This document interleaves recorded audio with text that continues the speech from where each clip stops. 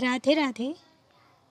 इस वीडियो में हम मैट्रिक्स के कुछ प्रॉब्लम्स को डिस्कस करेंगे। ओके, ये फर्स्ट प्रॉब्लम है, the eigenvalues of a power 4 plus 3a minus 2i where matrix हमें गिवन है। ठीक है, ये कैसा मैट्रिक्स है? Upper triangular matrix. ओके, ठीक है, और हमें पता है कि अपर ट्रायंगुलर मैट्रिक्स के लिए जो आइगन वैल्यूज होती है वो क्या होती है? Eigen.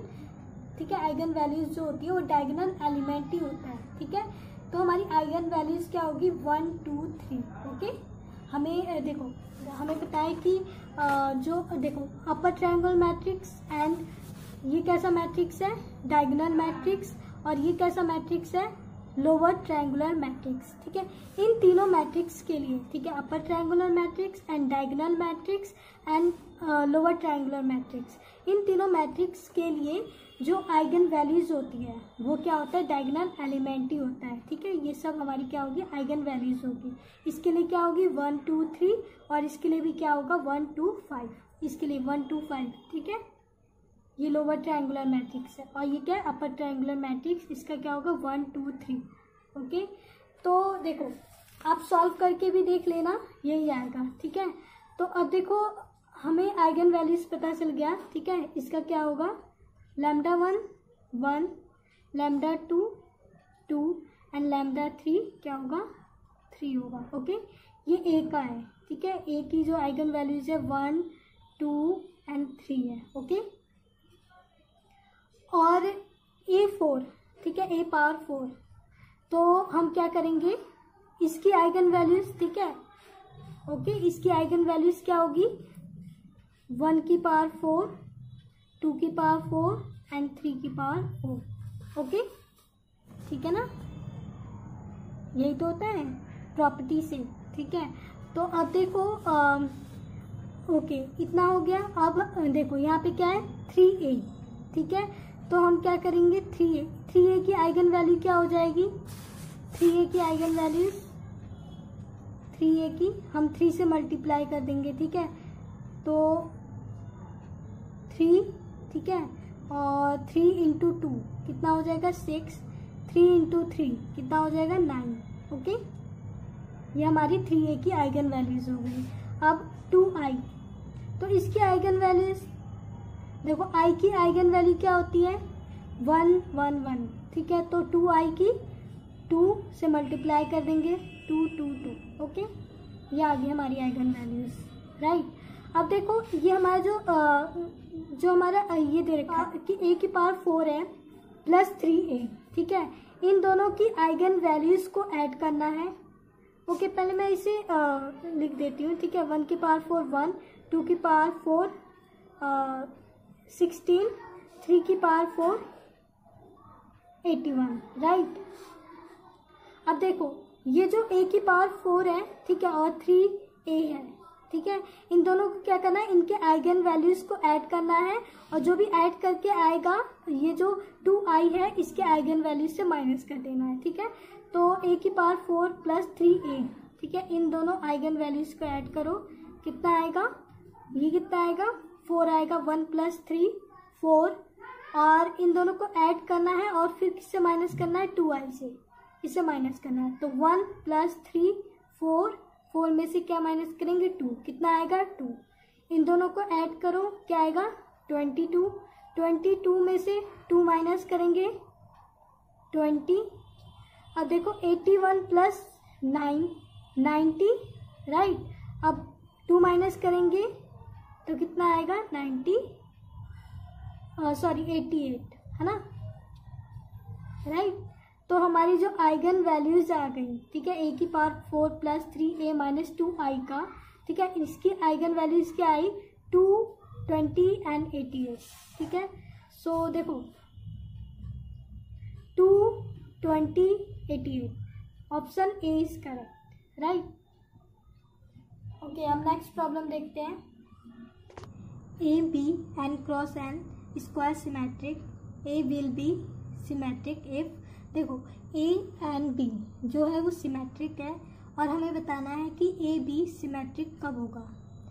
A and B both triangular, ठीक है, जब A and B both triangular होगा तब, या A and B both non singular, या ए एंड बी कॉम्यूट करेंगे तब, या A and B anti commute करेंगे तब। ओके, हमें बताना है ए बी जो है वो सिमेट्रिक कब होगा। ओके, और हमें गिवन है, गिवन क्या है कि ए एंड बी जो है सिमेट्रिक है। इसका मतलब क्या है कि ए का ट्रांसपोज ए के इक्वल है, बी ट्रांसपोज बी के इक्वल है। ओके, अगर मैं ए बी का ट्रांसपोज लूँ, ठीक है, वो किसके इक्वल आएगा, रिवर्सल लॉ।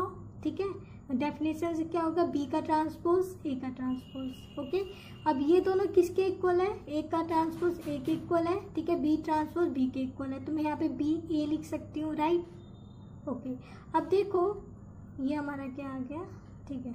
अब देखो ए बी का ट्रांसपोज अगर ए बी के इक्वल है, इसका मतलब होता है कि ए बी सिमेट्रिक है, राइट। और हमें यही बताना है कि ए बी कब सिमेट्रिक होगा। ओके, तो ए बी सिमेट्रिक कब होगा, जब ए बी ए के इक्वल होगा, ठीक है, तभी तो। अगर ए बी ए के इक्वल है तो मैं यहाँ पर ए बी ए की जगह ए भी लिख दूंगी, ठीक है, ए बी पुट कर दूंगी यहाँ पर, ठीक है, यहाँ पर।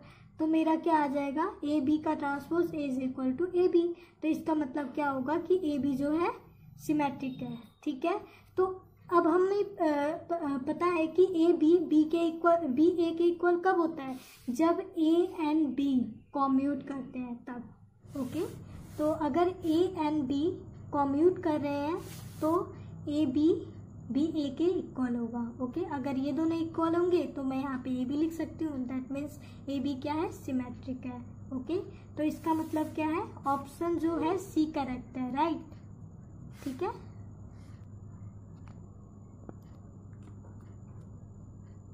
If A is a 3x3 non singular matrix such that A into A transpose is equal to A transpose into A and B is equal to A inverse into A transpose, then B into B transpose find करना है, ठीक है ना। इसकी ये किसके equal है। Okay, तो देखो B into B transpose is equal to, B क्या दे रखा है, ए इनवर्स ए ट्रांसपोज, और बी का ट्रांसपोज, ठीक है ना, इसका, ठीक है। अब सॉल्व करो। अब हमें पता है कि ए बी का ट्रांसपोज किसके इक्वल होता है, बी ट्रांसपोज, ठीक है, ए ट्रांसपोज के इक्वल होता है ना, ठीक है। बी का ट्रांसपोज इंटू ए के ट्रांसपोज के इक्वल होता है। तो यहाँ पे मैं लिख सकती हूँ ना ऐसे, ठीक है। अब देखो सॉल्व करो। अब ये किसके इक्वल होता है, ए के इक्वल होता है, राइट।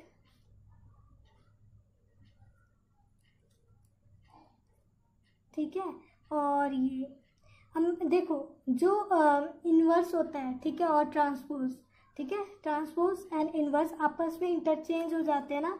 तो यहाँ पे मैं ऐसे लिख सकती हूँ, ए का ट्रांसपोज, ठीक है, फिर इसका इन्वर्स, ठीक है। ये जो हमें गिवन क्या है, ये ए इंटू ए का ट्रांसपोज किसके इक्वल है, ए ट्रांसपोज इंटू ए, राइट। ठीक है, तो अब मैं यहाँ पे ऐसे लिख सकती हूँ, ए इनवर्स, ठीक है, ये इसकी जगह पे मैं ये लिख सकती हूँ, ए इंटू ए का ट्रांसपोज और ए का ट्रांसपोज इनवर्स, ठीक है। तो अब देखो ये क्या है, आई, और ये भी क्या हो जाएगा, आई, ठीक है, ये भी क्या है, आई, ये भी क्या है, आई, आइडेंटिटी। ओके, तो आंसर क्या आया, I. Okay, so option B is correct, right. Okay, अब नेक्स्ट प्रॉब्लम देखते हैं।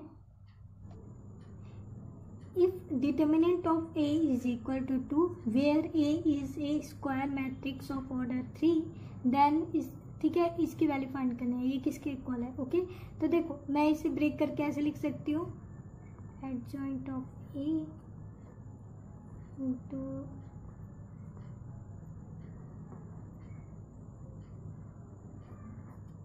ओके, लिख सकती हूँ ना। अब देखो डिटर्मिनेंट ऑफ एडजॉइंट ए किसके इक्वल होता है, डिटर्मिनेंट ऑफ ए की पावर n-1 के इक्वल होता है, राइट।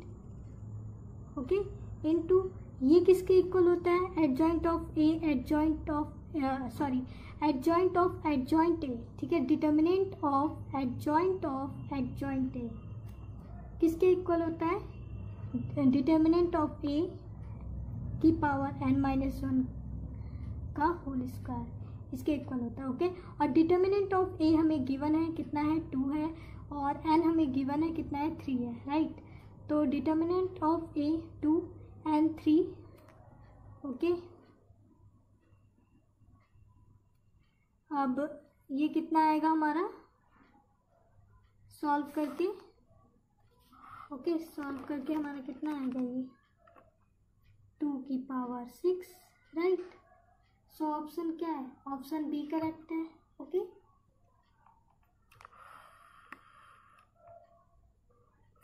And thank you.